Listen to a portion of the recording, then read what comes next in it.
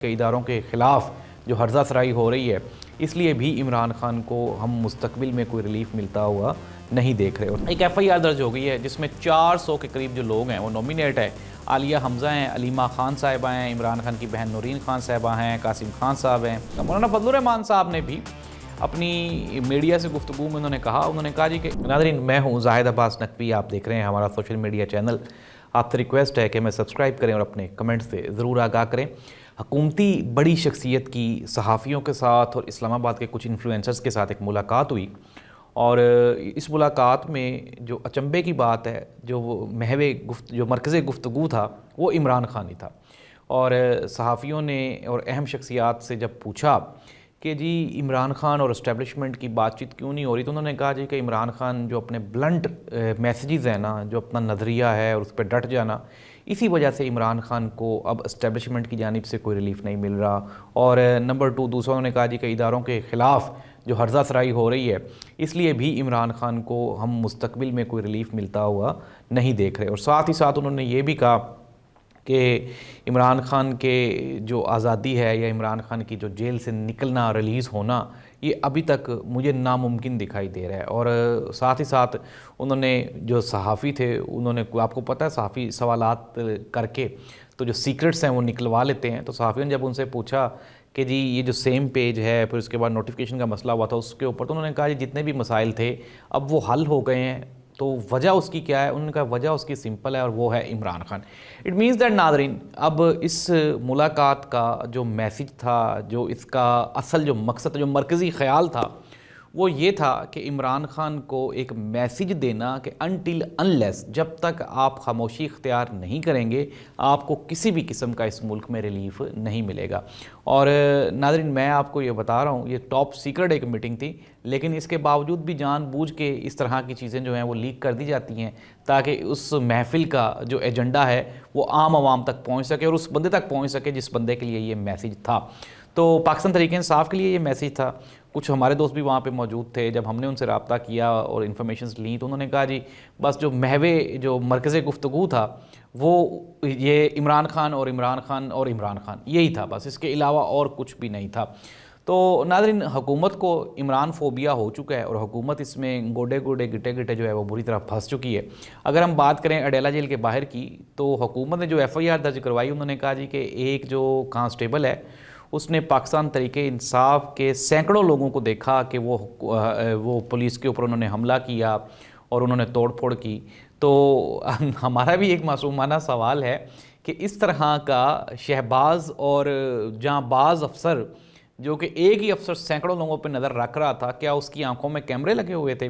تو عطا آرڈر صاحب نے اس کے جواب میں کہا جی کہ نہیں، اسلام آباد میں بے پناہ کیمرے لگے ہوئے ہیں اور ان کیمراز کی جو آنکھیں ہیں، انہوں نے پی ٹی آئی کے لوگوں کو نہ صرف پروٹیسٹ کرتے ہوئے دیکھا، پیٹرول بم پھینکتے ہوئے دیکھا، پولیس کے اوپر تشدد کرتے ہوئے دیکھا. اس لیے اب ناظرین ہوا کیا، ایک ایف آئی آر درج ہو گئی ہے جس میں 400 کے قریب جو لوگ ہیں وہ نومینیٹ ہے. عالیہ حمزہ ہیں، علیمہ خان صاحبہ ہیں، عمران خان کی بہن نورین خان صاحبہ ہیں، قاسم خان صاحب ہیں، اور اس کے علاوہ اور بھی جو فیملی کے لوگ ہیں ان کو نومینیٹ کیا گیا ہے. پاکستان تحریک انصاف کے کچھ لوگوں کو، سلمان اکرم راجہ کو بھی اس میں نومینیٹ کیا گیا. دہشت گردی کی ایف آئی آر درج کی گئی ہے. یہ اسی سلسلے کی ایک کڑی ہے جس میں یہ کہا گیا تھا کہ اب اڈیلہ جیل کے باہر کسی بھی قسم کا جو پروٹیسٹ ہے اس کو ایکسیپٹ نہیں کیا جائے گا. سمجھ نہیں آتی کیوں نہیں کیا جائے گا، لیکن وہ کہتے ہیں کرنے نہیں دیا جائے گا. عمران خان کے جو بیٹے ہیں وہ پوری دنیا میں یہ شور مچا رہے ہیں کہ جی ہمارے والد صاحب کے خلاف جو ان کو قید تنہائی میں رکھا گیا، ان کی زندگی خطرے میں ہے. تو اب حکومت اور اسٹیبلشمنٹ مل کے اس بیانیے کو اور عمران خان کے بچوں کے اس خطرے کو پوری دنیا کے سامنے سچ ثابت کرنے پہ تلی ہوئی ہے کہ جی واقعی عمران خان کو ہم سے خطرہ ہے، اس نظام سے خطرہ ہے، اس جیل سے خطرہ ہے، اور اس پورے کے پورے جو قانونی اور آئینی سسٹم ہے اس سے خطرہ ہے.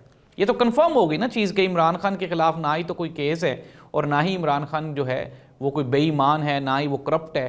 لیکن کیا ہے جی کہ عمران خان آج خاموشی اختیار کر لے، چپ ہو جائے، کہیں پہ سائڈ پہ بیٹھ جائے تو پھر یہ کہیں گے جی ہاں جی بالکل ٹھیک ہے جی صحیح ہو گیا. اٹ مینز دیٹ ناظرین، مختصراً یہ کہ عمران خان اور نظام، یہ دونوں آپس میں آمنے سامنے کھڑے ہیں. انٹل انلیس، جب تک عمران خان اس نظام کے آگے جھکے گا نہیں تو یہ جو نظام ہے یہ عمران خان کو چھوڑے گا نہیں. لیکن جس دن عمران خان اس نظام کے آگے جھکے گا، یہ میں آپ کو بریکنگ نیوز دے رہا ہوں کہ اسی دن یہ نظام عمران خان کو کھا جائے گا. پھر اس کے بعد نہ ہی تو عمران خان ہوگا، نہ ہی عمران خان کا نام ہوگا، نہ ہی کوئی عمران خان کا نام لینے والا ہوگا. لیکن ابھی جو عمران خان کی ریزسٹنس ہے اس سے جو مخالف گروپ ہے اس کی رات کی نیندیں اڑ چکی ہیں. حالانکہ وہ برسر اقتدار ہیں، طاقت میں ہیں، آئینی اور قانونی طور پہ مضبوط ہیں، لیکن اس کے باوجود بھی ہر رات ان کو سوتے ہوئے صرف اور صرف عمران خان کے خواب آتے ہیں، عمران خان کے سپنے آتے ہیں کہ کہیں یہ نہ ہو کہ ہم صبح اٹھیں اور عمران خان کا یہ جو ہوا ہے، یہ جو جن ہے، یہ جو دیو ہے، یہ ہمیں کھا نہ جائے. تو یہ خوف ہے نا عمران خان کا. مولانا فضل الرحمان صاحب نے بھی اپنی میڈیا سے گفتگو میں انہوں نے کہا جی کہ عمران خان کو جیل میں کیوں رکھا ہوا ہے، یہ ایک سوالیہ نشان ہے. انہوں نے کہا بالکل بھی سیاستدانوں کو جیل میں نہیں ہونا چاہیے، عمران خان کی بہنوں کے ساتھ عمران خان کی ملاقات ہونی چاہیے، کیوں نہیں ہو رہی، یہ بھی ایک سوالیہ نشان ہے. مولانا فضل الرحمان نے ساتھ ہی ساتھ جو فیلڈ مارشل صاحب ہیں ان کو بھی ایک چٹکلا لگا دیا. انہوں نے کہا جی کہ یہ جو آئینی عہدہ لیا پھر اس کے فوراً بعد انہوں نے علماء کرام سے جو ملاقات کی تو ایک اچھی شروعات ہے. Let see that. انہوں نے کہا یہ جو 27ویں آئینی ترمیم ہوئی وہ غیر آئینی ہے، غیر قانونی ہے. 26ویں آئینی ترمیم میں مولانا فضل الرحمان صاحب کہتے ہیں جی ایک مہینہ انگیجمنٹ بڑھائی گئی تھی، لیکن 27ویں آئینی ترمیم میں تو ایک دن کی بھی انگیجمنٹ نہیں ہوئی. پھر اس طرح سے یہ غیر قانونی اور غیر آئینی جو 27ویں آئینی ترمیم ہے اس کی جتنی شکیں ہیں وہ ساری کی ساری خطرناک ہیں. اب ناظرین جو 28ویں آئینی ترمیم آ رہی تھی ہمارے سورسز نے ایک خبر نکالی ہے. اب حالات جو ہیں چونکہ وہ حکومت کی دسترس سے باہر ہو گئے. پہلے انہوں نے پاکستان پیپلز پارٹی کو دھمکیاں لگائی ہیں کہ ہم آپ کے بغیر بھی 28ویں آئینی ترمیم کر لیں گے، لیکن جب پاکستان پیپلز پارٹی نے کہا جی آپ کر کے دکھائیں تو پھر اس کے بعد معاملات جو ہیں وہ بیک فٹ پہ چلے گئے. اور میں نے آپ کو بتایا تھا at the end P M L N اور پیپلز پارٹی ہیں تو یہ اندر سے اکٹھی نا، اور ایک دوسرے کو بینیفٹ دینے کے لیے کچھ نہ کچھ یہ سوچتے رہتے ہیں. اور حکومتی جو سورسز ہیں وہ بھی یہ نہیں چاہتے. میں آپ کو بریکنگ نیوز سنیں، میں آپ کو یہ بڑی خبر بتا رہا ہوں کہ حکومت بھی نہیں چاہتی کہ 28ویں آئینی ترمیم آئے، کیونکہ اس سے کیا ہوگا، صوبوں کا جو بجٹ ہے NFC ایوارڈ ہے اس کے اوپر کٹ لگے گا، پنجاب بھی بڑھ جائے گا. اور پھر اس کے بعد جو 28ویں ترمیم ہے اس میں ہمارے جو آئین میں ہے تو اس میں کیا ہوگا کہ اگر 28ویں ترمیم ختم ہوتی ہے تو پھر صوبائی خود مختاری وہ بھی ختم ہو جائے گی، جس سے پی ایم ایل این کو بھی نقصان ہوگا، پیپلز پارٹی کو بھی ہوگا، اور اس کے علاوہ جو ہماری دوسری سیاسی جماعتیں ہیں جو صوبائی حکومتیں ہیں ان کو بھی نقصان ہوگا. اور جب انہوں نے دیکھا کہ پی ٹی آئی نے کہا کہ ہم پاکستان پیپلز پارٹی کے ساتھ کھڑے ہو جائیں گے تو اب پی ایم ایل این نے بھی یہ بیانیہ بنانا شروع کر دی ہے کہ ہم 28ویں آئینی ترمیم نہیں آنے دیں گے. لیکن ناظرین میں آپ کو یہ خبر دے رہا ہوں کہ اس ملک میں 28ویں کیا 29ویں اور 30ویں آئینی ترمیم بھی ہوں گی، کیونکہ نظام جو ہے جب وہ چل پڑتا ہے نا تو وہ پھر اپنا سفر طے کر کے اپنی منزل پہ پہنچ کے اختتام پذیر ہوتا ہے. اور ناظرین کنکلوڈ کر لیتے ہیں چیزیں کیا ہیں. حکومت کمزور ہے، بوکھلاہٹ کا شکار ہے، عمران خان کا خوف ہے، راتوں کی نیند اڑ چکی ہوئی ہے، حکومتی وزراء پریشان ہیں اور وہ اس ملک میں خود بھی انویسٹمنٹ نہیں کر رہے، باہر کے ممالک سے کیا انویسٹمنٹ آنی ہے. کل فواد چودھری صاحب بتا رہے تھے کہ پاکستان کے جو 100 طاقتور بزنس مین ہیں انہوں نے یہ کہا ہے، اسٹیبلشمنٹ کو یہ کہا ہے کہ آپ اگر عمران خان کے ساتھ صلح کر لیں تو ہم اس ملک میں اربوں روپے کی جو انویسٹمنٹ ہے وہ لے کر آئیں گے اور حالات جو ہے وہ بہتر ہو جائیں گے. لیکن میں آپ کو یہ بتا رہا ہوں کہ اربوں خربوں کی کیا اس ملک میں تو سینکڑوں کی انویسٹمنٹ بھی نہیں آ رہی، اور وہ حکومتی عہدیداران جو بزنس مین ہیں وہ اپنا بزنس یہاں سے اٹھا کے باہر شفٹ کر رہے ہیں. تو پھر اس طرح سے معاملات مزید پیچیدہ اور خراب ہوتے جا رہے ہیں ہر گزرتے ہوئے دن کے ساتھ.